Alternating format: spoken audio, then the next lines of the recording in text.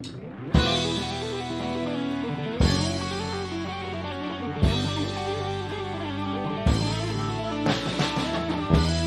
tout le monde. Voilà, donc je vais refaire une présentation quand même de tout le monde. Donc Anna Combel qui est là en tant qu'autrice. Anita, à côté de moi, éditrice aux éditions du 38. Anne-Éléonore, donc graphiste, maquettiste aux éditions du 38. C'est bien ça, je ne me suis pas trompée. Jean-Mathias Xavier, illustrateur. Bonjour. Voilà, qui nous a fait la belle affiche cette année que vous avez dû voir. Laurent, illustrateur. Et puis Vaëlle, autrice, illustratrice, graphiste. Bonjour. Voilà, et moi-même. Et Stéphanie Miolan, qui est donc la bibliothèque de Combronde, bibliothécaire, qui est rentrée avec nous dans les Aventuriales pour gérer essentiellement le prix des Aventuriales et qui va nous parler de l'importance des couvertures au niveau des bibliothèques. Bienvenue. Voilà, donc moi j'ai voulu proposer cette table ronde parce qu'effectivement on voit beaucoup, on le voit sur le salon hein, comme aujourd'hui, des couvertures différentes, plein de couvertures magnifiques, avec parfois un décalage, parfois pas de décalage par rapport au contenu. Donc voilà, j'ai quelques questions, après on peut rebondir. Je vous propose de commencer avec Anita, pardon. Et oui, j'ai mis éditrice. Donc déjà, comment l'éditeur choisit déjà son type de couverture? Est-ce que s'il va faire quelque chose d'illustré ou quelque chose de plutôt graphique, sans forcément que ce soit figuratif? Est-ce qu'il a une idée ou est-ce que parfois il peut donner carte blanche à l'illustrateur? Alors en général, on a des collections qui vont correspondre à des genres. Une identité de la maison d'édition qu'on essaie de rendre reconnaissable. Donc on va définir nos couvertures par rapport à une charte, tout en essayant de ne pas se laisser trop enfermer. Alors illustration ou pas illustration, montage photo, ça dépend de pas mal de choses, des fois à la fois du roman, parfois aussi du budget qu'on peut mettre dans un livre, hein, parce que quand on fait travailler un illustrateur, forcément, c'est un plus gros budget que quand on prend des photos et qu'on fait des montages. La couverture n'est pas forcément figurative. On a des fois des discussions avec les auteurs parce qu'ils voudraient que la couverture raconte toute l'histoire du livre et en général, ce n'est pas le propos. La couverture, c'est le premier contact que le lecteur a avec le livre. Donc il faut à la fois, on a beaucoup de critères. Donc comme je disais, l'identité de la maison, l'identité du genre, et puis aussi attirer le lecteur, et puis lui donner quand même une idée de ce que contient le livre. On ne va pas faire la même couverture pour un polar que pour un roman de SF, que pour une romance. Donc il y a aussi cet aspect-là, il ne faut pas non plus tromper le lecteur. Donc c'est beaucoup d'enjeux sur une couverture, et des fois beaucoup d'échanges avec les différents collaborateurs, que ce soit l'auteur, parce qu'on ne laisse pas l'auteur de côté, on ne va pas lui dire on te fait cette couverture, tu n'es pas content, c'est comme ça. Non, il faut un auteur, s'il veut défendre son livre, il faut qu'il aime, bien sûr, son livre et sa couverture. Et puis beaucoup d'échanges avec l'illustrateur ou la graphiste, parce que il y a des choses, des fois, nous, on imagine des idées dans la tête, puis c'est pas réalisable, ou quand on le réalise, finalement, ça rend pas ce qu'on voulait. Donc c'est un travail d'équipe et un travail d'échange. Donc tu nous parles de charte graphique. Du coup, je vais peut-être me tourner plutôt vers Anne-Éléonore. Bonjour. J'imagine que la charte graphique, donc toi qui es graphiste, elle est définie avec la maison d'édition. Tu peux nous en parler un peu de cette charte, de nous dire un peu quels éléments on peut trouver dedans? Du coup, une charte déjà à la base, c'est par rapport au départ de l'édition. Bon, on avait commencé l'édition du 38 dès le début. Je suis arrivée dès le début. Et donc, on a pu lancer vraiment les choix de typographie, par exemple. C'est une chose dont on parle assez peu en couverture, mais ça a une importance indéniable. Ensuite, c'est vraiment les dynamiques de couverture. C'est une charte, pareil, invisible. Je pense que tu en parleras aussi. Je vois les petits schémas. Vraiment, une couverture, il y a souvent une force directrice qu'on ne voit pas. Le but, c'est que tout soit ordonné, sans que le lecteur ou le spectateur se rende compte qu'il y a quelque chose qui structure. Donc la charte, le but, c'est qu'elle soit à la fois directrice et à la fois qu'elle laisse une liberté en fait quasi totale selon l'ambiance qu'on va vouloir donner au livre, en laissant l'auteur assez libre ensuite d'exprimer son univers par rapport à ce qu'on va me donner comme détail pour mettre en place l'ouvrage, en fait, le mettre en avant. Donc la charte, en tout cas chez nous, dans l'imaginaire, est plutôt libre. Souvent, je vais essayer de trouver des typographies qui vont être en avant avec l'ouvrage. On ne va pas être coincé par la charte. Et après, on voit les ambiances colorées, on voit ce qui passe, ce qui va fonctionner par rapport à l'univers. La charte graphique, Vaëlle est aussi la graphiste qui réalise tous les graphismes des aventuriales. Donc tout ce que vous voyez là, c'est Vaëlle. C'est pareil, est-ce que tu as monté une charte graphique spécifique pour les aventuriales que tu reproduis par la suite? Oui, effectivement, pour la cohérence, on va dire l'ensemble de l'identité visuelle. L'idée, c'est encore quand on voit un visuel aventurial, que ce soit sur un abribus, sur un journal, qu'on puisse le reconnaître tout de suite. Donc ça va être les couleurs, la typo, mais aussi le placement des éléments. Par exemple, pour tous les visuels qu'on a fait pour les conférences par rapport aux visuels des animations, on a fait en sorte de les différencier un petit peu pour que ça puisse sauter aux yeux. Et c'est vrai que bon, c'est quand tu disais la charte invisible, c'est tout l'art de la composition aussi, parce que voilà, une couverture, c'est un format vertical, très précis. Il y a le placement logo de l'éditeur qui ne peut pas forcément bouger, hein, c'est encore le principe souvent de l'éditeur. Et c'est à nous, illustrateurs ou graphistes, de rentrer dans les trous, on va dire, pour présenter le visuel et le mettre le plus en avant possible. C'est presque de la peinture, hein, des fois. La composition, comme pour les maquettes intérieures, la mise en page. Voilà. Quelles infos vous avez, vous, au départ pour faire une couverture, quoi. Est-ce qu'on vous donne, est-ce que vous avez lu, alors j'imagine que vous ne lisez pas tous les romans en entier. On n'a pas le temps, malheureusement. Voilà. Mais des résumés ou peut-être juste un pitch ou... Pour moi, c'est résumé obligatoire, l'ambiance du livre, enfin vraiment le genre, etc. C'est vraiment très important. Si possible, des mots-clés ou alors des mots, des objets dans l'ouvrage. Des couleurs aussi. Oui. Des ambiances colorées. J'essaye aussi que les auteurs m'en parlent parce que souvent, c'est à travers ce qu'ils vont me dire que je vais avoir un petit tilt en proposition que les autres n'auraient pas forcément pensé. Et on va essayer des prises de risques avec plusieurs essais jusqu'à ce qu'on trouve la chose qui va correspondre à la fois pour l'éditeur, qui convienne au genre et surtout que l'auteur soit, on l'espère, ravi de la couverture à la fin. On parle là avec toutes les deux qui êtes graphistes. J'imagine, Jean-Mathias et Laurent, qu'en termes d'illustration, ça rejoint et que vous avez aussi ces détails-là quand vous faites des couvertures. Déjà, en fait, c'est vrai qu'il y a un travail empathique avec l'auteur, avec le livre aussi, c'est très important. Et si possible, moi, par exemple, j'essaye de lire à chaque fois le roman, si on m'envoie suffisamment tôt, parce que c'est... Pour le temps, en fait, il y a le travail que je fais déjà à côté. En fait, pas à côté, c'est-à-dire qu'on m'envoie une couverture, mais je suis déjà en train de travailler sur d'autres graphismes, sur d'autres illustrations, pour d'autres auteurs, d'autres maisons d'édition.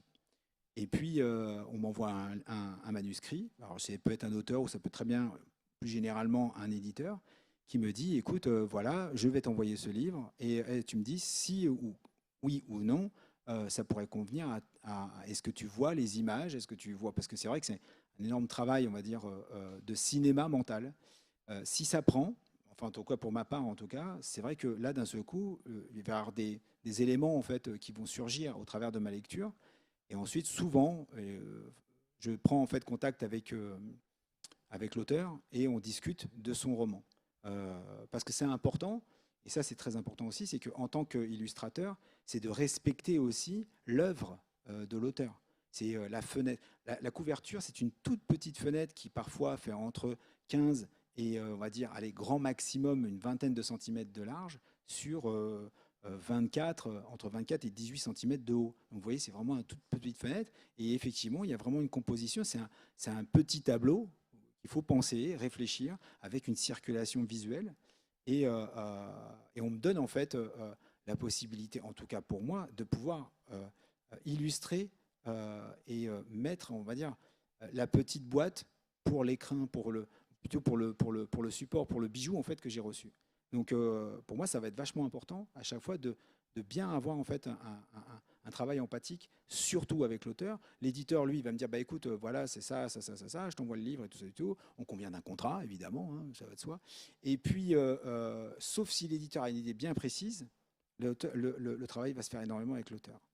J'ai répondu à la question, entre autres. Je crois. Ouais, c'est pas mal. Donc voilà, c'est vrai que il y a cette image mentale en fait qui va se faire au fur et à mesure. Après, c'est toujours difficile. Hein, je sais pas pour toi, Laurent, ou même pour. J'ai pas retenu ton nom. Anne-Éléonore et Vaël. En fait, il y a des propositions de couverture qu'on va faire. Moi, je sais en tout cas que j'ai 3 à 4 couvertures qui vont apparaître. Je me dis, tiens, ça sera pas mal. Et puis, je vais les soumettre. Et puis, en fait, à partir de là, l'éditeur et l'auteur font un choix. Ils discutent entre eux et ils me renvoient en fait une réponse. Je suis toujours satisfait hein, parce que c'est toujours moi qui dessine. Hein. Donc, je ne vais pas être contrarié parce qu'ils vont prendre la couverture B par rapport à la couverture C ou par rapport à la couverture A. Ça ne me dérange pas du tout. Donc, et c'est plutôt chouette en fait. D'être un peu dans la salle de cinéma avant la projection, quoi. Ça, c'est... Voilà. Alors moi, c'est super parce que j'ai les 2 graphistes qui sont là. Donc ça, c'est le travail de Vaël sur le poche. On vous expliquera après comment elle a travaillé. Et le travail d'Anne-Éléonore sur le grand, sur les arpenteurs.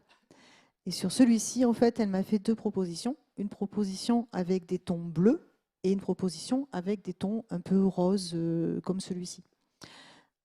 Alors c'est très intéressant parce qu'on fait des bêta-lectures quand on fait travailler les textes, mais là, moi, j'ai fait de la bêta-couverture. Donc j'ai envoyé à mes amis proches, notamment des aventuriales, en leur disant « Qu'est-ce que vous en pensez ? J'ai reçu ces 2 propositions, je ne sais pas trop. » Et comme ils connaissaient un peu le speech du livre, ceux qui connaissaient que le speech, mais qui ne l'avaient pas lu, m'ont dit « Ah ouais, la bleue, elle est top et top !» Et tous ceux qui avaient lu le livre m'ont dit « Ouais, la bleue, elle est belle, mais la rose, elle correspond au bouquin. » Voilà. Et ça, c'était super intéressant parce que moi, je partais aussi sur la rose. Et du coup, c'est ce qui a déterminé le choix. Voilà. Laurent, quelque chose à ajouter sur cette question? Oui. Alors, en ce qui me concerne, moi, le travail se divise en 2 types de catégories de sujets ou d'éditeurs. Je travaille pour du roman. Et je travaille également pour des gammes de jeux, que ce soit du jeu de rôle ou du jeu vidéo. Et là aussi, dans chaque cas, il faut faire une image de présentation qui est très très importante pour l'éditeur puisque c'est ce qui va déclencher la vente. Alors je reviens sur des choses un peu terre à terre, mais quand les gens sont dans un rayon ou sur Internet, ils vont voir le pitch du roman, ils vont voir la couverture et l'image peut déclencher la vente. Et une vente, c'est une vente réussie pour l'éditeur et un éditeur content, c'est un illustrateur content. Ouais, je reviens sur des choses un peu peut-être trop terre à terre. Et le travail pour tout ce qui est roman, moi, se compose en 2 catégories. Donc j'ai le roman, la couverture de roman, et là je reviens à tout ce que vous disiez. Donc je fonctionne moi avec des mots-clés d'univers. Donc steampunk, cyberpunk, dark fantasy, heroic fantasy, etc. Déjà, ça cadre. Alors, ça peut être des mélanges aussi. Ça peut être renaissance, steampunk. Donc, tout de suite, ça cadre un univers graphique. Donc, ça définit une charte graphique. Après, je demande au maquettiste où doit être la réservation de la place en fonction du titre, enfin de la charte graphique de l'éditeur. Et puis après, je déroule tout un tas de projets sur des petits formats A5. J'envoie tout ça à l'éditeur qui choisit, tranche, et puis on converge comme ça petit à petit. Et ensuite, je lui envoie tous les procédés de réalisation de la couverture jusqu'à la finalité. Comme ça, on est sûr qu'on est bon, quoi. Voilà. Et puis, pour tout ce qui est lié au jeu, là, c'est un petit peu différent. Il y a des éditeurs qui ont des chartes très, très spécifiques. Donc là, c'est fait. Et puis, il y a des éditeurs qui souhaitent changer de charte d'une gamme de jeux à une autre gamme de jeux. Parce qu'ils peuvent avoir des sous-gammes ou des catalogues différents. Et des fois, ils ne savent pas du tout ce qu'ils veulent faire. Alors, dans ce cas-là, c'est à moi de de travailler avec le maquettiste, parce que le maquettiste va essayer de définir. Alors les places dans ce type de travail ne sont pas forcément fixes à l'avance.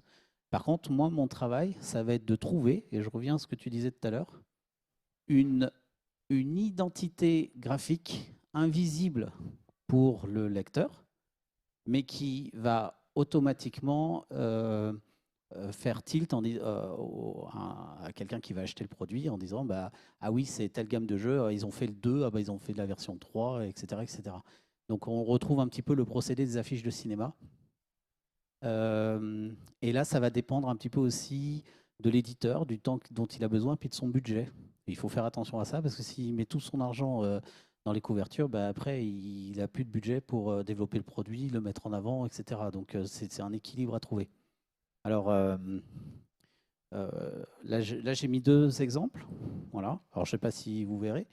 En haut, c'est les constructions classiques avec le nombre d'or, où il faut essayer de trouver, alors on pourra en parler plus en détail si vous souhaitez, où il faut trouver une charte qui va pouvoir se décliner sur l'ensemble de la gamme. Et en bas, c'est une construction avec une suite de Fibonacci. Voilà, donc pour un des jeux, c'est un des jeux là, édité chez les 12 singes, eh bien, je suis parti sur une suite de Fibonacci, c'est-à-dire que toutes les couvertures sont construites, c'est invisible à l'œil du lecteur, mais de telle sorte qu'on voit un espèce de quelque chose de tournant, comme ça. Voilà. Et puis sur un autre jeu, l'éditeur avait moins de moyens, donc je suis parti sur une construction centrale, des espèces de mugshots. Alors je vais essayer de vous le montrer là.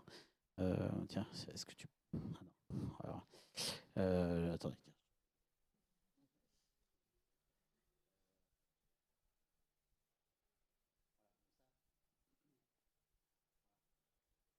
Voilà, vous voyez, c'est des choses qui sont très très classiques. Donc le titre était ici. Ça, c'était le titre général du jeu. Ici, il y avait la version, voilà, c'était le livre 2, livre 3, enfin le sous-titre, et il y avait le logo de l'éditeur en bas. Et donc, on retrouve en fait la construction. Donc ça, c'est très basique, ça, de construction. Et vous pouvez retrouver ce genre de choses pour ceux qui jouent sur des jeux type Pathfinder ou Nephilim, où on va retrouver en fait une construction toujours identique de la même manière. On le retrouve aussi beaucoup sur les boîtes de jeux de figurines. Voilà, où il faut. Donc ça, c'est à construire. Voilà. Et ici, alors, attendez, hop, voilà. Voilà. Ici, c'est la construction des suites de Fibonacci. Alors c'est peut-être un petit peu petit là de votre côté, mais en fait, la courbe descend ici, suit les cordes, revient ici, remonte vers le drapeau et se pointe sur l'œil du poisson. Et ça, c'est décliné sur chaque couverture. Il y a 4 livres, c'est décliné sur les 4 livres de couverture. Voilà. Donc ça, c'est à construire. Et puis la dernière chose, je reviens sur l'éditeur de romans. Des fois, l'éditeur de romans souhaite avoir un livre illustré. Et alors là, dans ce cas-là, bah, il faut prendre les romans, il faut tout lire. Voilà, c'est mieux parce qu'il faut vraiment rentrer dans l'univers. On ne peut pas fonctionner juste avec des mots-clés et des gammes de couleurs. Et voilà, il faut rentrer dans le livre à fond, quoi. Merci. Merci. Est-ce que parmi vous, il y en a qui auraient eu des soucis, des mésententes au moment de la couverture? Parce qu'on a bien compris, pour vous illustrateurs, que c'est important d'avoir un lien avec l'auteur. J'imagine que pour les auteurs, c'est aussi important. Mais il peut parfois... oui, Jean-Mathias? Bah, je disais, il peut parfois, je pense, y avoir des mésententes. Soit on n'a pas compris ce que voulait l'éditeur, soit l'éditeur a une idée, mais l'auteur en a une autre. Et vous êtes peut-être un peu entre les deux. Enfin voilà, tout ce genre de mésententes qu'il peut y avoir. Est-ce que ça vous est arrivé? Ça arrive fréquemment. Voilà. Mais j'ai souvenir, si je voulais que je vous raconte une petite anecdote qui était assez rigolote avec un livre en fait, dont j'ai lu le roman, que j'ai illustré. Alors le truc qui était assez drôle, c'est que je faisais les illustrations, donc bah, je vais le citer, c'est pas grave, hein, après tout. Donc c'est pour le roman Télucidar qui était paru chez Scrinéo. Et donc on me propose de faire les illustrations du roman, mais pas la couverture. Parce qu'ils me disent, oui, mais non, mais on a déjà une graphiste et tout pour la couverture et tout ça. Bref, ils donnent le roman pour la graphiste, elle fait la couverture, qui n'était pas ouf. Et le roman démarre très mal. Donc du coup, ils reviennent vers moi, ils me disent, finalement, on va te donner la couverture du tome 2 pour essayer de rebooster un peu les ventes du tome 1. Je fais, oui, ok, pas de problème. Il faudrait quand même que tu gardes la charte couleur de la couverture du tome 1.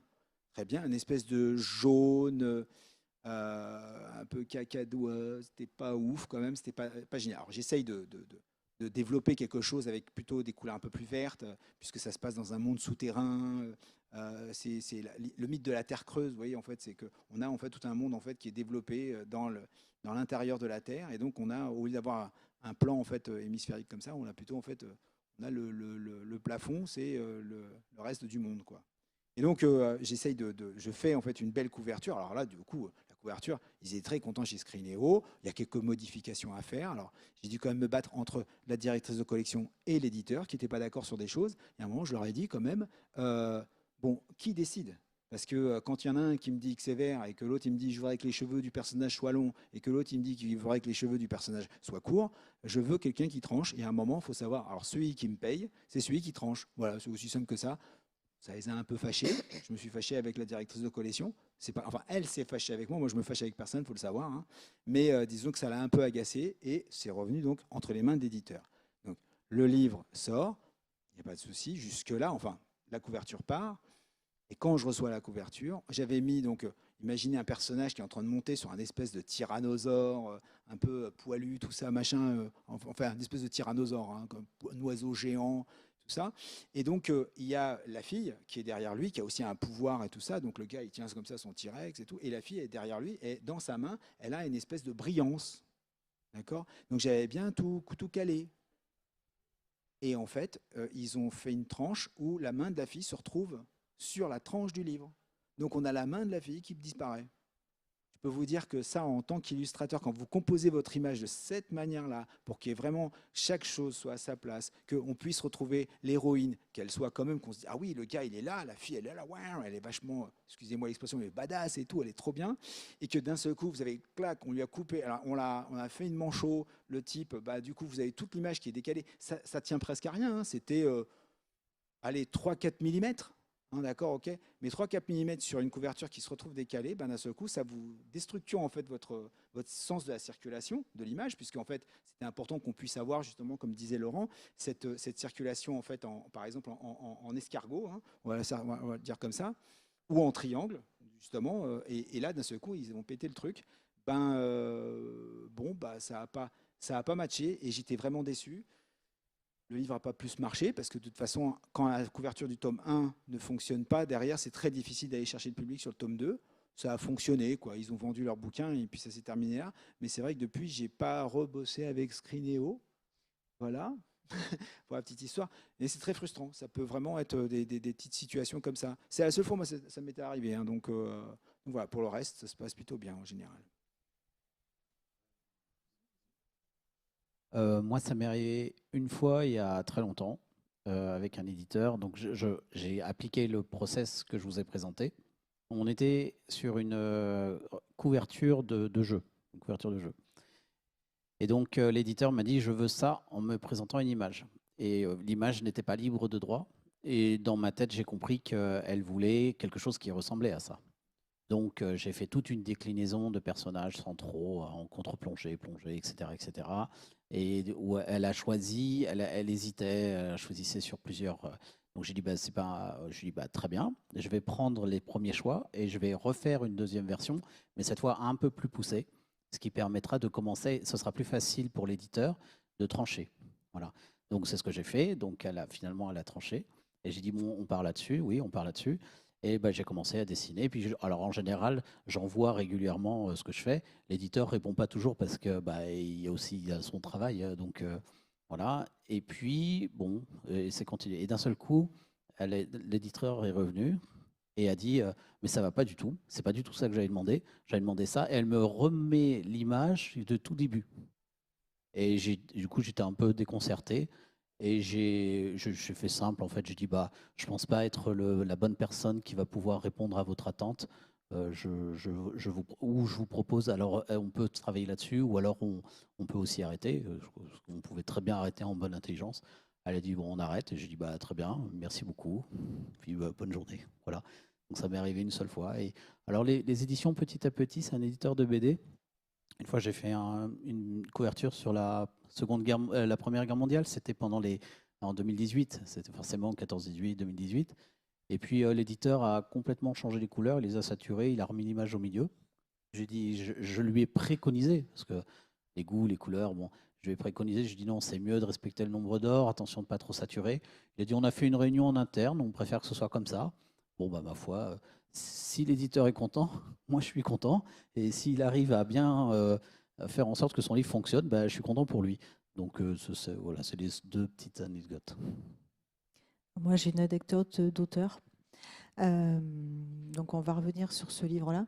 Avant qu'il soit sorti et illustré en brochet, en grand, l'éditeur de l'époque m'avait envoyé une première proposition de couverture. Et en fait, quand j'ai ouvert la proposition de couverture, j'ai éclaté de rire. C'était, comme on dit, ni fait ni à faire. C'était le détourage du personnage. En fait, on voyait les pixels. Il avait collé 4 images les unes sur les autres. Il avait mis un titre qui venait en plein milieu du visage du personnage.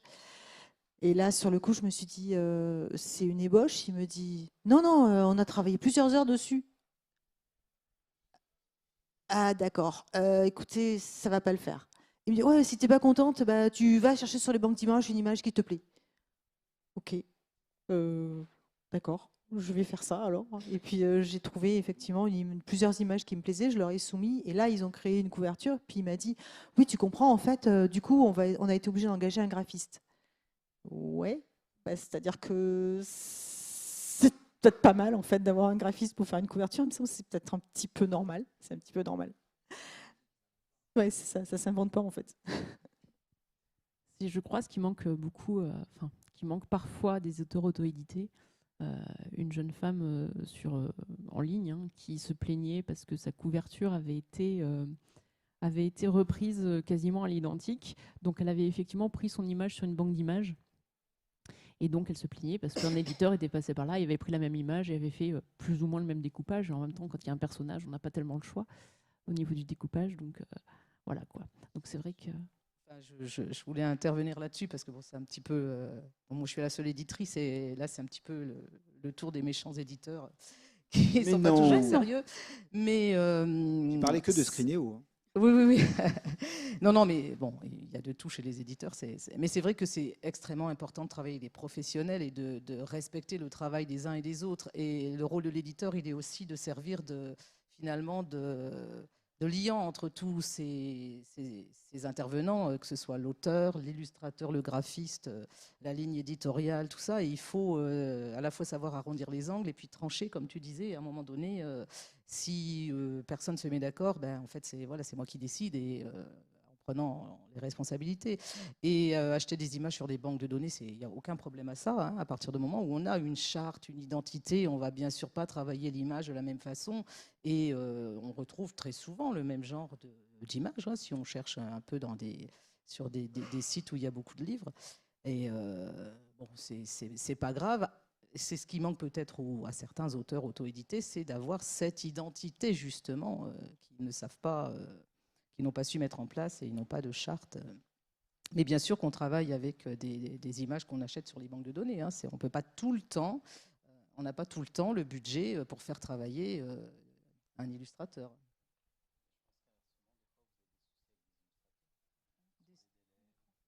Alors, ça peut arriver. Bon, nous, non. Enfin, aux éditions de 38, je suis pas au courant. Quand on essaie, on sait que quand on va travailler avec un illustrateur, ça va prendre plus de temps. Il va pas forcément avoir le temps de lire le livre, mais enfin, en tout cas, on va avoir un projet qui va s'inscrire beaucoup plus dans la durée que quand on fait intervenir le graphiste maison.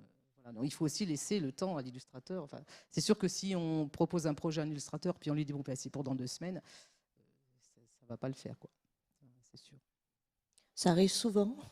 Oui, d'où ce que je disais, travailler avec des professionnels et les éditeurs aussi doivent être des professionnels. Voilà, sinon, ça ne peut pas marcher. Bon, je disais ça pas tellement contre les éditeurs, mais même au niveau des auteurs indépendants, des fois, ils ne se rendent pas toujours compte du temps que ça prend à faire les choses et surtout du temps de faire des allers-retours. Parce qu'on peut se dire, bon, j'ai fait une super couve, on est content de soi, on l'envoie, et là, on a peur, est-ce que ça va lui plaire? Ça, c'est vrai que c'est subjectif. En plus de l'organisation et ce genre de choses. Et il y a toujours le phénomène délai est souvent incompressible. Hein. Il y a un salon qui arrive, il y a la fabrication. Voilà. On est souvent en fin de ligne, en fait. Donc on a aussi, s'il y a eu du retard dans C'est nous le l'édition ou tampon. autre, on est les petits derniers. Ça, c'est vrai que c'est toujours un petit stress quand même.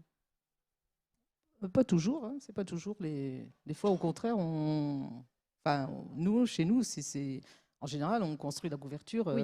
avant de faire même le Mais c'est pas travail. si souvent le cas, en fait, dans les autres maisons. Donc, Ah oui. c'est pour ça. Je vois par exemple, en fait, quand je travaille avec les éditions Flammarion, justement par rapport au délai, comme tu disais, c'est vrai que l'éditeur l'éditeur, quand il a pignon sur rue et que c'est des éditeurs sérieux, ils vont prendre le temps de développer la couverture en amont pour ensuite, après, les proposer aux libraires avec leurs commerciaux. Donc, on a le système de diffusion derrière. Donc, forcément, la couverture peut se décider en amont et bien au moins facilement, parfois 6 mois, voire 7 mois avant la sortie. Donc, moi, en tout cas, en tant qu'illustrateur, c'est vrai que là, c'est du pain béni quand ça arrive de cette manière. Il est arrivé parfois aussi qu'on n'ait pas le temps, le bouquin arrive, l'auteur n'a pas terminé le livre et il vient de le finir et il a fait tout un peu en express. Et là, à ce moment-là, effectivement, on court un petit peu après la montre pour pouvoir réussir à terminer le livre. Cela dit, ça ne veut pas dire non plus qu'il faut faire ça avec les pieds. Il faut prendre le temps. Quand c'est comme ça, par exemple, et qu'on a peu le temps, ça nous est tous arrivé en tant qu'illustrateur, bah à ce moment-là, on demande aussi à l'auteur de nous donner en fait sa fenêtre et sa vision en fait de la chose. Et là, par contre, on travaille vraiment dans un système très main dans la main, presque. Pour moi, en tout cas, c'est très empathique, où il faut vraiment que je comprenne en fait les volontés de l'auteur et presque, si je peux travailler comme ça à côté de lui, dire vas-y, qu'est-ce que tu veux sur ton dessin, à ce moment-là, sur ta couverture, on travaille de cette manière-là pour qu'il soit complètement satisfait. Si c'est pas avec l'auteur, c'est avec l'éditeur. C'est pareil aussi, puisque l'éditeur, lui, il connaît son produit et il sait comment il veut le vendre. Parce que après tout, d'une certaine manière, nous, on crée le costume, si on mettrait ça par rapport à un système d'habillement. Nous, on crée le costume, mais celui qui veut faire le défilé et qui va faire le costume et qui va le vendre, c'est l'éditeur. Et c'est lui qui va prendre le plus gros risque, en fait, au final. Donc, il y a intérêt aussi pour lui aussi de pouvoir proposer un livre plus tôt pour que derrière, en fait, son équipe de graphistes, parce qu'il n'y a pas que effectivement l'illustrateur. Parfois, l'illustrateur peut faire aussi la typo, mettre une idée en fait d'une charte graphique, mais ça peut arriver aussi, justement, et souvent aussi, c'est qu'il y a en fait un graphiste après derrière qui va proposer un titre, une charte graphique qui va correspondre, bien placer en fait les logos, et ça, on reçoit nous en tant qu'illustrateur aussi. Parfois un gabarit en fait, hein, donc on a en fait où on sait qu'on a le placement en fait du titre, le placement du logo en fait éditeur, celui en fait même pour l'arrière de la couverture où va se situer le code barre, parce que ça se met pas comme ça, hein, un code barre, ni en fait les petites mentions légales, les petits machins, tout ça et tout, hein, on est d'accord. Tous ces petits bidules en fait, c'est vachement important. Et d'ailleurs c'est un truc aussi qui est assez rigolo, si je peux me permettre de rebondir là-dessus, et après je lâche le micro. C'est pareil aussi pour une affiche. Et alors là, c'est encore plus l'enfer, parce qu'il y a tous les partenaires en fait, qui viennent dessus. Donc, et les partenaires financiers, alors vous avez le Crédit Agricole, de machin, de ceci. Et il y en a beaucoup, par exemple, parfois, ils vous envoient le mini logo en PNJ tout pourri, le truc qui est en 72 pixels, c'est pas possible, on s'arrache les cheveux. Enfin, c'est pour ça que j'en ai plus beaucoup. Hein. Donc, et aussi, par exemple, aussi celui qui oublie de l'envoyer. Alors, vous êtes là, vous avez mis tous les partenaires, etc. Et tout, bien rangés, ils sont, ah ouais, c'est content, vous regardez, hein, tu regardes ton truc, tu fais, ah là, ça vient. Ah, au fait... il manque un tel. Ah bon. Donc, donc voilà. Mais ça, c'est des choses aussi. C'est-à-dire que notre boulot, en fait, en tant que professionnel, c'est de toute façon toujours, on tient compte de ces problèmes techniques, parce que c'est important, hein, donc de pouvoir aussi que ça puisse, parce qu'il y a des mentions qui sont importantes en fait à faire apparaître sur la couverture. Et on n'oublie jamais non plus que c'est aussi la couverture, c'est quoi? C'est, comme disait Laurent, c'est créer en fait de l'envie chez le lecteur. C'est-à-dire que le lecteur, il va regarder, il va se dire « Oh, qu'est-ce que c'est que ça? Quel est le mystère qui se cache derrière cette histoire, derrière ce petit bout d'histoire qu'on me raconte ?» Il faut déjà qu'il commence à rêver. C'est là, en fait, où on commence notre boulot. Et ça peut jouer aussi, d'ailleurs, un truc très intéressant, c'est que la typographie, alors là, c'est vraiment, et tu le disais très bien tout à l'heure, ça a une importance, mais de ouf, parce que, justement, si le titre n'est pas lisible, si les couleurs ne ressortent pas bien avec la couverture, tout ça, le travail du graphiste, il va juste, en plus, renforcer en fait le côté regarde-moi, je suis là, viens me voir, viens me lire. Et c'est ça qui est très important. C'est notre but, en tout cas, à tous ici, éditeurs compris. Ne t'inquiète pas, tu vois comme quoi vous n'êtes pas les méchants, au contraire. Voilà, ok. Parce que je connais aussi des illustrateurs méchants, hein. Donc on ne les citera pas, n'est-ce pas? Donc, voilà, mais notre objectif, c'est quand même aussi de pouvoir faire rêver, en fait, hein. Bien sûr, on est toujours dans un système de business, voilà, c'est comme ça, mais on a bossé pour faire rêver les gens, hein.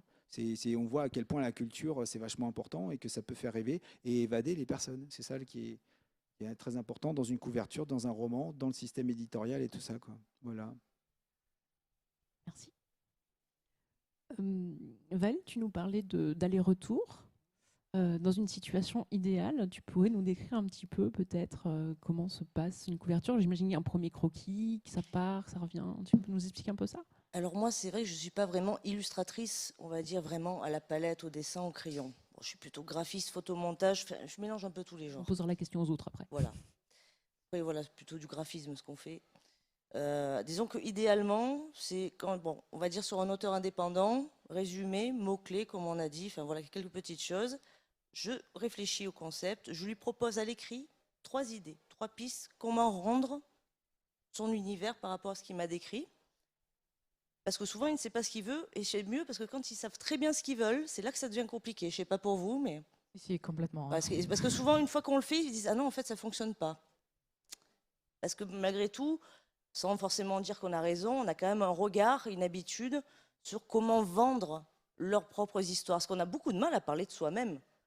Moi, maintenant que je suis en train d'écrire, je me rends compte que se vendre soi-même, c'est super dur. Alors que vendre les autres, c'est plus simple. Et idéalement, il choisit une piste. Alors des fois, il voudrait croiser 2 pistes. C'est pas toujours possible. Et puis après, c'est croquis, on va dire ébauche et finalisation. Et c'est vrai que quand tout se passe très bien en graphisme, des fois en 1 semaine, ça peut être fait. Mais ça, c'est beau, hein. Je sais pas. Oui. Oui. Merci. Les autres sur la question? Pour revenir sur la question avec l'auteur qui a souvent des idées soit trop précises, soit au contraire trop floues, un des rares trucs, vraiment, une des difficultés qui peut être inhérente en tant que graphiste sur les couvertures, c'est souvent soit justement l'auteur il veut mettre au moins 20 éléments. Enfin, vraiment, c'est sur 20 cm, c'est assez impressionnant. Il veut qu'on raconte toute l'histoire du début à la fin. Tu fais un Avec, tableau limite, Excel. toutes Tu les t'embêtes pas, tu fais un tableau Excel. Ouais, mais c'est ça. Voilà, c'est ça. Surtout ça que marche. c'est Avec toutes les couleurs qu'il va y avoir, enfin toutes les ambiances. Et donc là, il faut. Surtout, c'est contre-productif, limite, parce Ah que oui. ça spoil l'histoire. Si on montre tout sur la couverture, pourquoi lire le C'est ça. livre? Et dans un autre genre, il y a aussi les auteurs qui veulent uniquement. Il y a le titre, qui, avec des mots assez précis. Ils ne veulent que qu'on illustre avec ces mots-là. Et alors là, tu es en mode, ça dit rien de plus, c'est quand même dommage. Le but, c'est d'une illustration, c'est d'apporter du suspense, qu'on se pose des questions, de raconter quelque chose en plus que le titre. Sinon, on met que le titre. On avait, pour reprendre, on avait un exemple comme ça d'un roman avec le titre, c'était La main étranglée. Et évidemment, c'est un roman qu'on a repris d'un autre éditeur. Et cet éditeur, sur la couverture, c'était une main, quoi. C'est juste la mauvaise idée, le truc nul, quoi, finalement, parce que bon, ça n'apporte rien et ça dit rien. Et le titre le disait déjà très bien, La main étranglée, c'était pas la peine, en plus de dessiner une main. Voilà, Donc tout le jeu, c'est pour moi en tout cas, c'est souvent que le titre et la couverture amènent les gens à se poser la question de pourquoi les deux sont en lien, en fait. Qu'est-ce qui se passe à l'intérieur pour que ces deux choses puissent aller ensemble. Ça, c'est un jeu que j'aime beaucoup faire.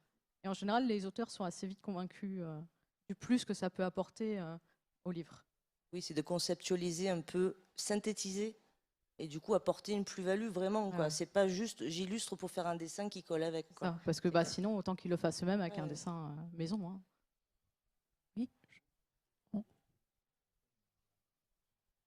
Oui, alors ça, c'est très drôle en fait, comme question. C'est une très, très, très bonne question. C'est très drôle comme sujet. Moi, j'ai moins eu de soucis sur les va-et-vient avec les éditeurs pour les couvertures de livres ou de romans. Les va-et-vient, j'en ai eu plus eu sur le design de figurines pour les boîtes de jeux de figurines. Alors, on veut une hache. Oh non, finalement, l'épée, c'est mieux. Remets la hache. Mets l'épée, une bouclier. Et fais voir avec la hache. Bon, des fois, c'est.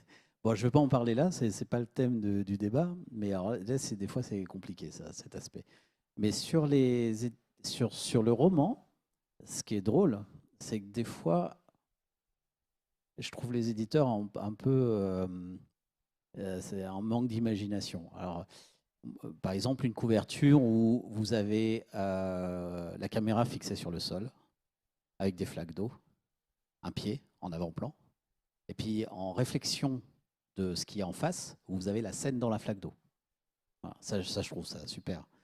Ou alors une poignée de porte, et puis vous avez une main en avant-plan, et en fait vous avez en reflet déformé dans la poignée de porte ce qui se passe dans la scène.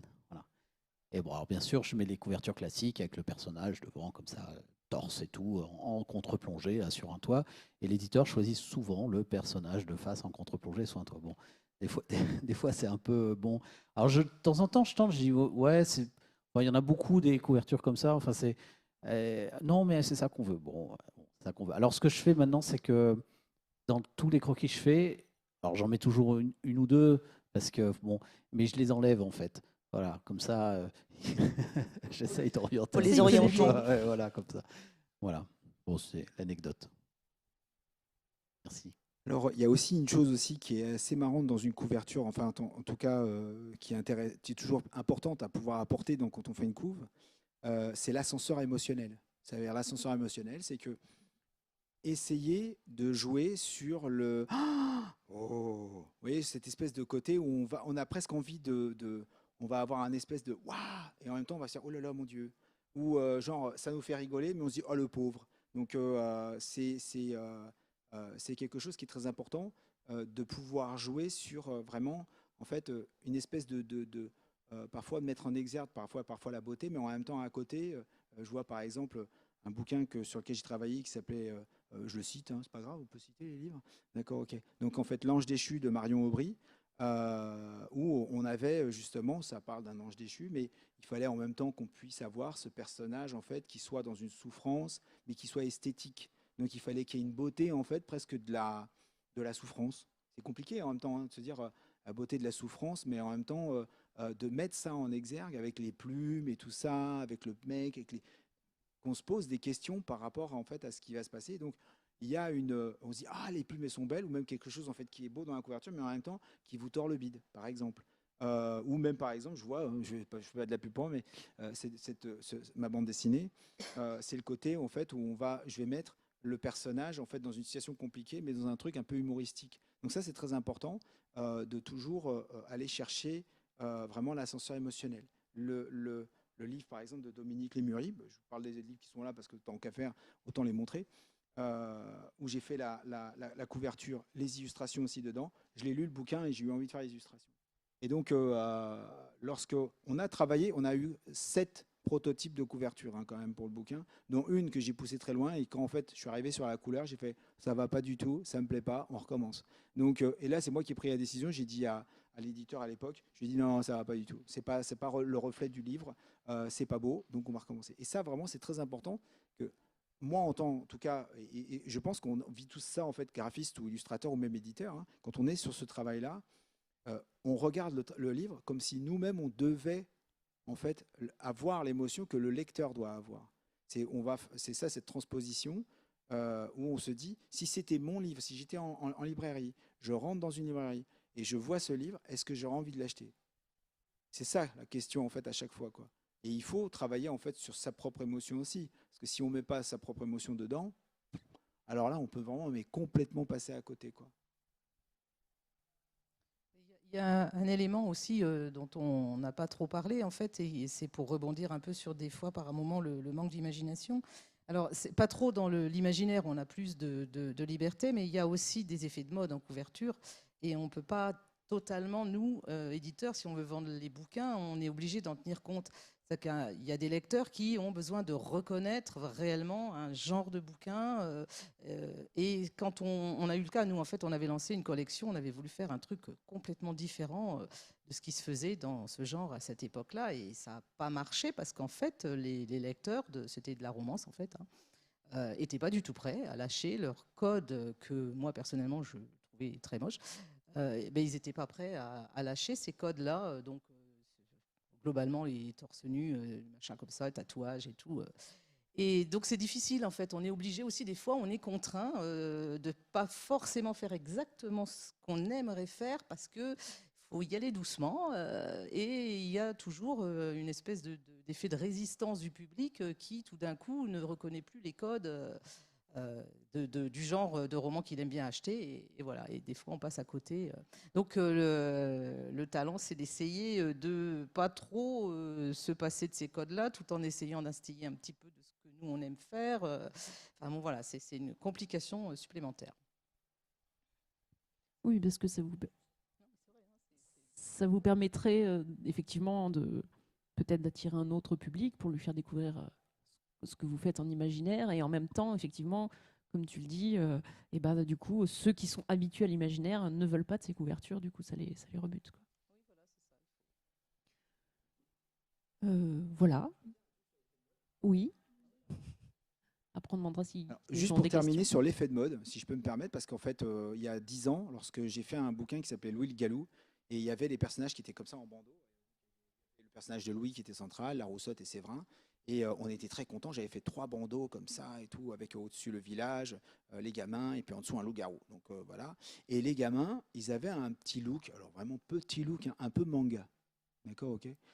Et on était au début du balbutiement un peu du livre jeunesse, il y a à peu près 11-12 ans. Il n'y avait pas encore beaucoup de livres, il n'y avait pas autant de demandes hein, au niveau livre fantastique jeunesse.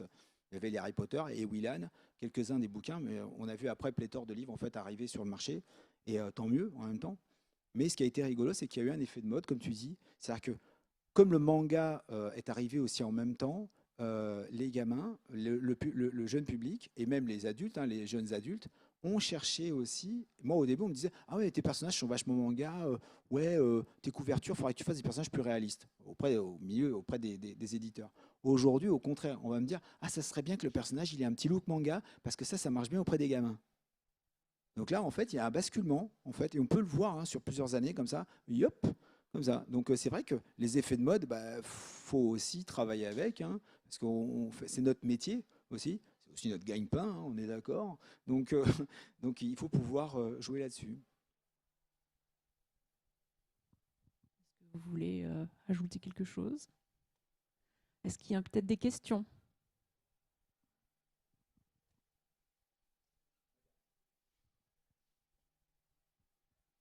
Oui, j'aurais voulu savoir comment vous, éditrice, vous choisissez un illustrateur. Est-ce que c'est par rapport à son univers dans lequel il travaille d'habitude ou c'est simplement parce qu'il est disponible? Comment vous choisissez un illustrateur? Alors bon, souvent c'est du réseau. On est les premiers illustrateurs avec lesquels on a travaillé, c'est des illustrateurs qu'on connaissait. Bon, on connaissait leur travail, voilà, mais ils étaient disponibles. Et puis on a travaillé sur un roman avec Aurélien Polis parce qu'on voulait vraiment ça correspondait énormément à l'univers du roman. On avait du budget à ce moment-là, donc, voilà.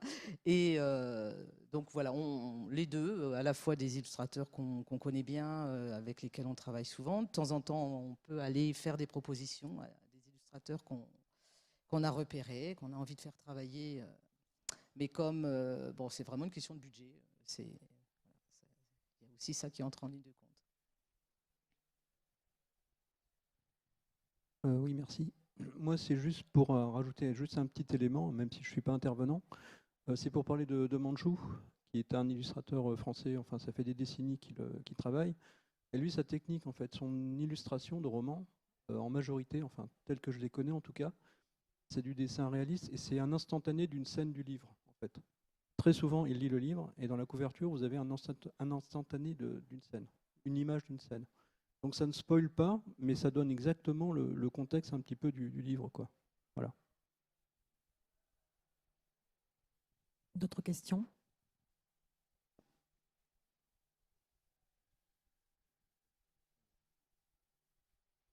Alors, 2 petites questions, en fait, désolé. C'était juste pour rebondir. À un moment, vous avez parlé d'une image qui était déjà prise de droit.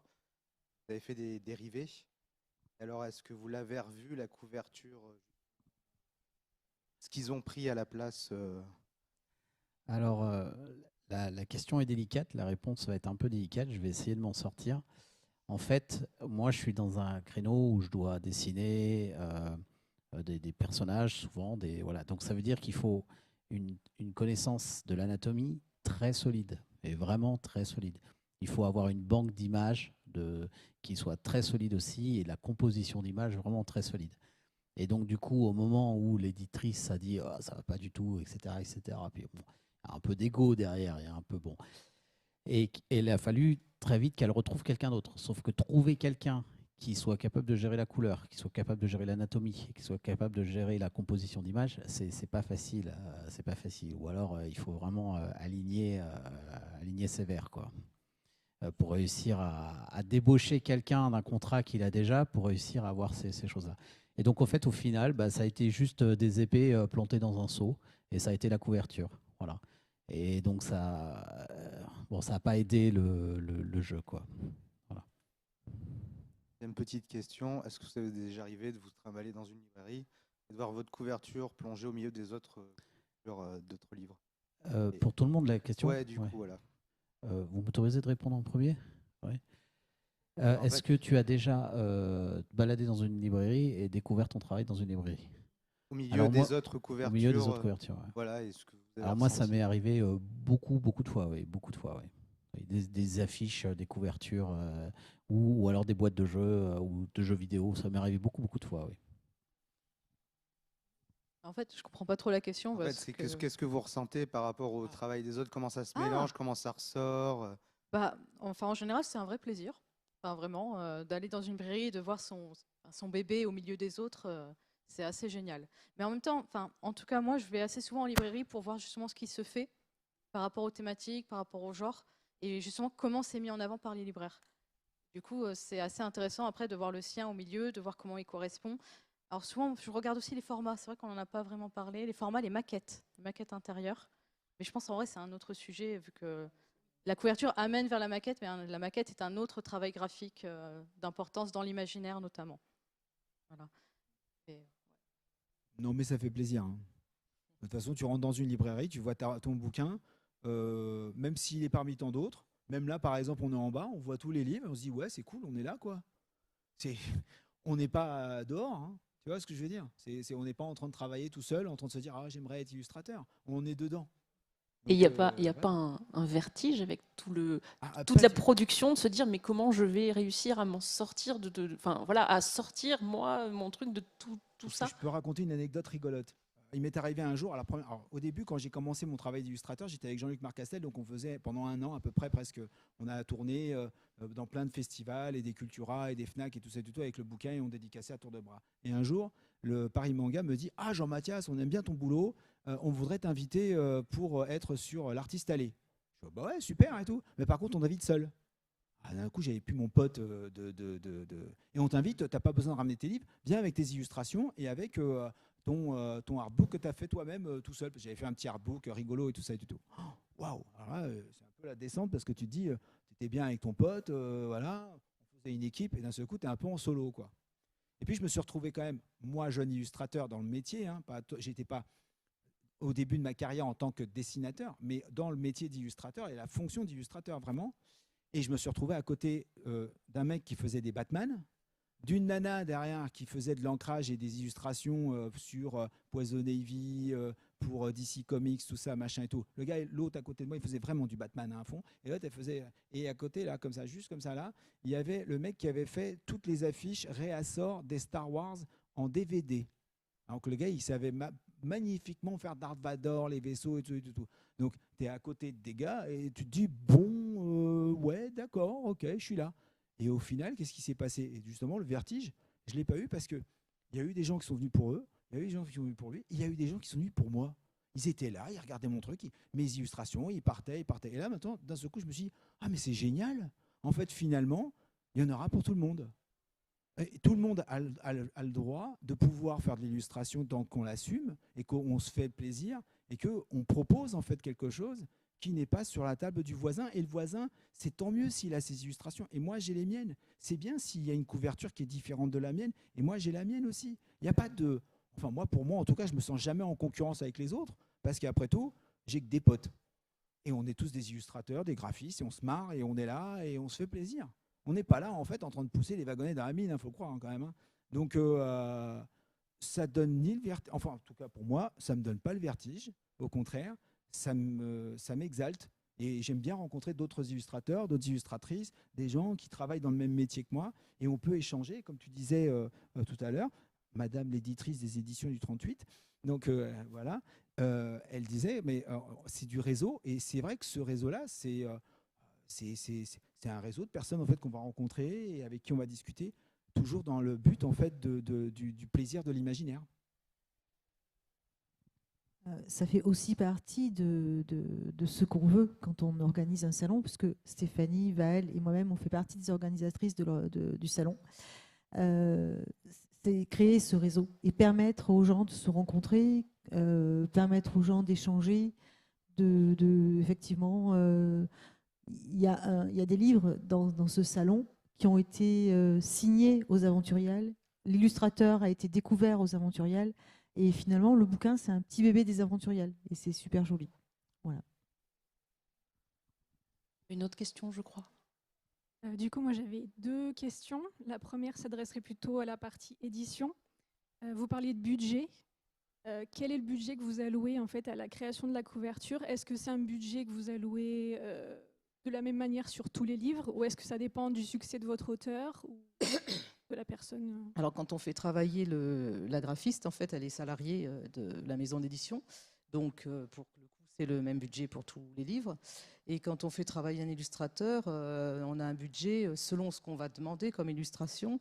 En fait, sur les couvertures, nous, on va avoir une fourchette qui sera entre 500 € jusqu'à 1500, 2000 € à peu près. Parce qu'après, au-delà de 2000 €, c'est difficile pour nous parce que ça commence à faire vraiment beaucoup d'argent qu'on met sur le livre avant la sortie. Mais voilà, ça dépend vraiment à la fois du type d'illustration qu'on va demander, puis du travail qu'on sait que ça va prendre à l'illustrateur. Parce que si c'est quelque chose de relativement simple et qu'on sait qu'en un mois, on va réussir à se mettre d'accord, forcément, on va proposer moins. Mais on peut monter dans ces eaux-là. Et du coup, ma deuxième question serait plutôt pour la partie graphisme et illustration. Selon vous, en règle générale, en moyenne, quel temps effectif vous passez sur la création d'une couverture, depuis les premières propositions, vous parliez de ça, jusqu'à la finalisation de la couverture? Alors, oui, en fait, ça dépend énormément des projets et aussi énormément déjà du genre et du style qui est attendu. Parce que, par exemple, l'illustration, c'est forcément plus long que le photomontage, mais dans le photomontage, il y a une grosse part de recherche. Et la recherche prend parfois même plus de temps que le photomontage lui-même. Et surtout, s'il y a des va-et-vient, etc., vraiment, c'est de l'iconographe, en fait. C'est un métier qui a disparu. Mais du coup, le graphiste est aussi iconographe. Il apprend à chercher aux bons endroits, justement, pour éviter les copies. Dans le sens, essayer de trouver une image rare que personne n'a utilisée. Donc, il y a aussi la recherche de quelles sont les images utilisées auparavant, comment, après, celles qu'on a trouvées, on peut les mettre en avant, comment ça fonctionne. Est-ce que le photomontage va marcher? Ça, parfois, on a des bonnes idées, mais on ne peut pas les appliquer, ou on n'a pas encore développé cette compétence. Parce que, après, on n'a pas du tout parlé des logiciels, c'est vrai qu'on aurait pu. C'est quelque chose de particulier. Mais le temps peut aller soit très vite parce qu'on a une idée directe, et l'auteur, il est ravi dès le premier jet. Ça, c'est merveilleux. Hein, voilà. Et parfois, ça mouline. Ça peut mouliner des jours, quoi. Vraiment, des jours, je parle en jours de travail, hein, pas en semaine où on a bossé qu'une journée dans la semaine. Après ça, on ne sait jamais si ça va être rapide ou pas. On ne peut pas définir en avance le temps que ça va prendre. On essaye toujours que ce soit le plus parfait possible. C'est le perfectionnisme. Pour compléter ta question, en général, il faut essayer quand même de ne pas dépasser, je ne sais pas comment fonctionnent mes collègues, mais si on commence à dépasser 4-5 jours, c'est beaucoup. Ça, c'est vraiment beaucoup. Et au bout du bout, on finit par en crever. Là, le terme est trop fort. On finit vraiment par en avoir marre de cette illustration. Elle nous sort par les yeux et on finit par faire plus de mal que de bien. Donc, des fois, il faut dérouler. Il faut essayer de dérouler, quoi. Ça dépend du niveau de détail, quand même. Bon, c'est une question subjective. Ma réponse est subjective aussi. Hein, pardon. Est-ce qu'il y a d'autres questions? Je vais juste rebondir un petit peu sur les affiches que vous avez derrière nous, en fait, qui sont les affiches qui présentent le prix des Aventuriales. Et c'est très intéressant parce que vous avez plusieurs couvertures. Alors par contre, il y a 2 fois 2021, mais vous avez quand même beaucoup de couvertures différentes avec beaucoup de chartes graphiques. Je vais par exemple parler de Géphir. Je ne sais pas si tout le monde la voit. Géphir, ils ont une carte graphique qui est quand même... on sait que c'est une couverture de chez Géphir, quoi. Ils ont vraiment, vraiment une carte graphique particulière. Après, vous avez aussi vous avez Mu qui avait une carte graphique. Alors Mu, ils ont été repris maintenant par les éditions Mnemos. Mais ils avaient aussi une charte graphique qui était quand même particulière puisqu'ils avaient toujours le logo sur le côté et le titre sur le côté. Vous avez Malpertuis qui a une charte graphique qu'on retrouve de l'autre côté aussi, avec 2 couvertures différentes, où ils ont toujours une grande image et où ils ont le titre dans un petit bandeau en haut. Voilà, c'est ce qu'on parlait tout à l'heure quand les illustrateurs vous parlaient d'emplacement et des titres qu'il fallait. Voilà. Donc c'est intéressant parce qu'on a des éditeurs qui sont quand même souvent présents sur les aventuriales et on s'aperçoit qu'ils ont des chartes intéressantes. Je vais peut-être laisser la parole à Vaël. Je vois que tu as apporté quelques livres aussi. Si tu peux nous présenter, parce que Vaël, en plus d'être l'illustratrice et la graphiste qui fait pour les aventuriales, elle a fait beaucoup de couvertures que vous allez retrouver dans le salon. Alors du coup... Et elle va pouvoir vous en parler un petit peu. Alors voilà, j'ai essayé d'amener un petit peu, parce que voilà, quand on est graphiste, il faut savoir tout faire. Et tous les styles. Alors c'est vrai qu'il y a des styles comme la romance, j'avoue que c'est quelque chose que je ne fais plus, parce que c'est pas mon truc. Voilà, ça oui, mais ça, c'était justement, je trouvais, c'était pas, comme vous disiez tout à l'heure, dans l'effet de mode. Je trouvais qu'il y avait vraiment du caractère dans cette image-là, par rapport à justement ce qu'on peut voir aujourd'hui. Et puis je trouvais que la charte graphique de l'édition poche, toute la charte de la romance, je sais pas, ça faisait quelque chose de classe. En fait, dans la charte graphique de l'édition de poche, on parlait tout à l'heure de placement, il n'y avait que la petite image en fait qui changeait dans l'édition de poche de chez Livrebook. Et on gardait tout le reste tout le temps. Voilà, ce cadre noir avec cette forme qui du coup permettait aussi une unité au niveau de la collection. Parce que quand on a un livre rose, un bleu, bon, ben, quand on a la collection, ça peut paraître choquant. Parce que là, au moins, au niveau des tranches, tout était pareil. Alors ça, par exemple, c'est un livre qui est sorti, bien sûr, pour les aventuriales. C'est un livre jeunesse. Et on a pu remarquer qu'au niveau des écoles, ça avait vachement plu aux gamins. Parce que c'était bleu. C'est fou. On ne le savait pas forcément. Mais voilà, de loin, je pense qu'elle peut au moins impacter un petit peu. Après, voilà, après de la SF, c'est encore autre chose. Bon, ça, c'est du graphisme, hein, il n'y a pas du tout de dessin.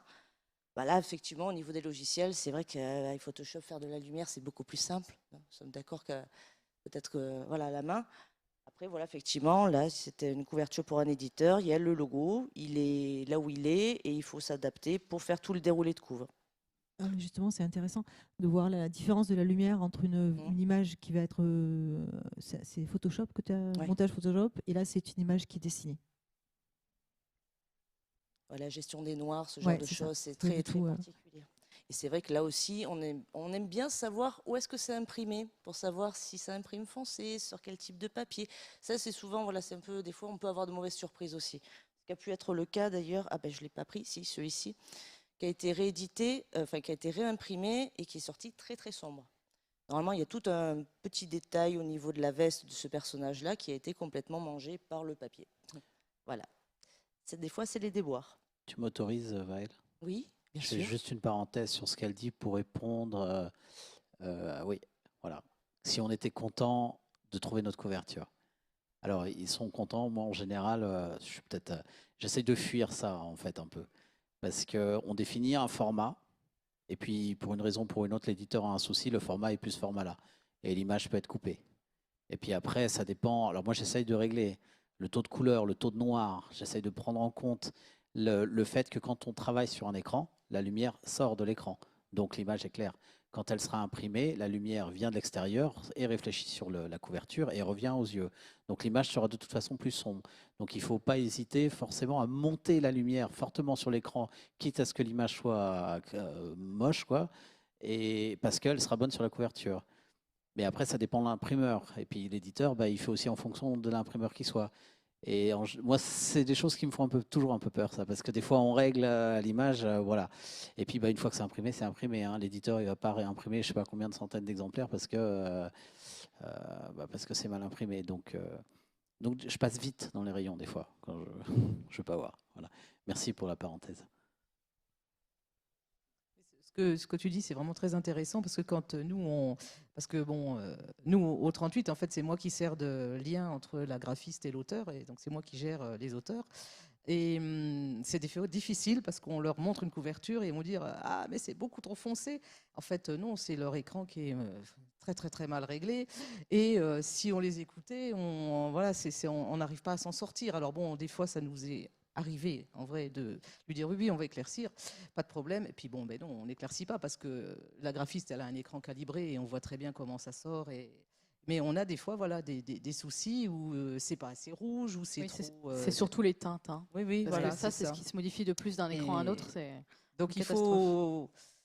Voilà, aussi le travail de l'éditeur, c'est beaucoup de diplomatie pour arriver à arrondir tous les angles et arriver à aller au bout du projet en ayant pris les considérations des uns et des autres. Alors nous, au Navel, qui nous a briefé dès le début aux Aventuriales, il nous a dit vous regardez les créations sur plusieurs écrans. Oui. Voilà, toujours. Elle nous a dit vous regardez sur plusieurs écrans parce que suivant comment vous avez réglé, voilà. Oui, donc maintenant on sait. Et souvent je leur conseille l'écran du téléphone, même tant qu'à faire, parce qu'à la rigueur c'est encore le moins pire. Pour une petite anecdote, un jour j'ai rencontré un auteur j'étais au salon du livre le salon fantastique de Paris, et l'auteur qui était à côté de moi avait un bouquin qui était vraiment, alors, il était le livre franchement bien. Je l'avais pas encore lu, mais après je l'ai lu. Et le gars était désespéré parce que sa couverture était juste moche parce qu'elle était mal dessinée, mais en plus les couleurs étaient juste, mais c'était ni fait ni à faire, c'était vraiment très laid. Et je lui dis mais il n'y a pas un problème en fait de colorimétrie? Et je pense en fait que parce que les verts étaient il m'a dit oui mais parce que sur l'écran le vert ça sortait bien, il y avait des éclats, il y avait des choses. Je fais ouais mais en fait le problème c'est que lorsque tu as reçu ta couverture, elle était en RVB, donc les couleurs en fait des ordinateurs, et il n'y a pas eu de conversion CMJN avec une resaturation en fait de la lumière et de la couleur pour refaire sortir. Et les verts et les rouges, quand on fait une conversion CMJN, c'est juste une cata. Donc lui m'a dit ah ben je savais pas ça. Voilà. Alors écoute, si tu as envie d'avoir une belle couverture, travaille avec moi, tu auras un truc vraiment classe. Il m'a donné son manuscrit, comme il était sur la fin de son... Je ne fais pas de la pub. Il a eu une belle couverture après, qui en plus était en CMJN, donc il était très satisfait. Mais c'est des trucs sur lesquels, parfois, certains vont pas matcher, quoi. Et tout à l'heure, justement, Laurent avait raison aussi. C'est-à-dire que je vous ai raconté au début là, cette histoire avec Screenéo, mais oui, parfois, on rentre aussi dans la librairie, on se dit oh, waouh. Mais bon, en général, on reçoit quand même déjà le bouquin chez soi. Et là, on peut tout de suite se dire ça va pas du tout la couleur. Moi, quand j'ai reçu le bouquin de Screenéo et que j'ai vu que la main de la fille était coupée, j'ai fait eh merde. Parce que je savais que le livre allait être distribué comme ça en fait dans toutes les librairies, et je peux pas appeler l'éditeur et dire mais vas-y envoie tous tes bouquins au pilon, quoi. Là c'est juste un travail tout pourri, quoi. Donc voilà, bon, on fait avec, hein. D'où l'avantage des éditeurs qui font des impressions plus réduites. Oui, bah, nous on fonctionne en impression à la demande, donc en fait bon alors en plus pour cette histoire de colorimétrie, on sait très bien que les taux d'ancrage sont limités en impression à la demande, donc on en tient compte pour les couvertures. Mais l'avantage, c'est que si jamais c'est pas joli, on peut refaire, il n'y a aucun stock, on corrige, on reprend, et il y a moins de 10 bouquins loupés qui sont lâchés dans la nature. Donc c'est un avantage quand même de l'impression à la demande. C'est pas le seul, mais c'en est un aussi intéressant. Même si on est limité au niveau quand même des taux d'ancrage.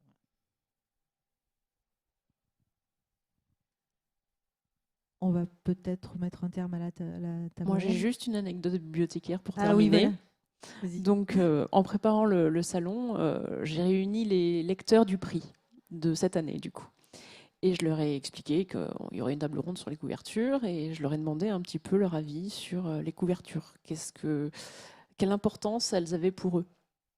Et donc, en fait, j'étais très, très surprise parce que j'ai un petit groupe de 10 seulement, hein, donc c'est 10 lecteurs, mais sur 10 lecteurs, il y en a plus de la moitié qui m'ont dit que la couverture, oui, c'est bien, mais la première chose qu'ils regardent, c'est le résumé. Donc, la couverture est importante, mais pas tant que ça, en fait. Des fois, on pense que la couverture, c'est vraiment le truc qui va attirer. Et en fait, chez des gens habitués à lire, en tout cas, très étonnamment, c'est pas forcément le cas. Et souvent, ils regardent les résumés, la couverture vient juste après. Alors, une discussion avec Lilian, et Lilian, un jour, il me disait, le but de la couverture, c'est que la personne tourne pour lire le résumé. Voilà, tout à fait. C'est vraiment la porte d'entrée. On prend le livre et on Parce regarde la que si quatrième le lecteur couverture. s'approche pas du livre, il lira pas non plus la quatrième. Voilà. Donc, C'est le défi. Merci tout le monde. C'était très riche. Vous avez même répondu à des questions que j'ai pas posées. Donc c'est